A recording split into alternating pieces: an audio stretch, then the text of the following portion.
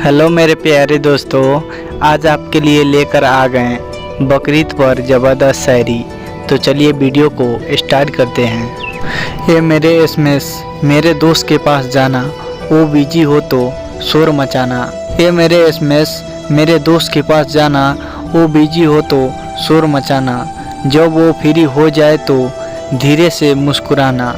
जब वो फ्री हो जाए तो धीरे से मुस्कुराना और प्यार से कहना बकरीद मुबारक कबूल हो। और प्यार से कहना बकरीद मुबारक कबूल हो। चुपके से चांद की रोशनी छू जाए आपको, चुपके से चांद की रोशनी छू जाए आपको। धीरे से हवा कुछ कह जाए आपको, धीरे से हवा कुछ कह जाए आपको।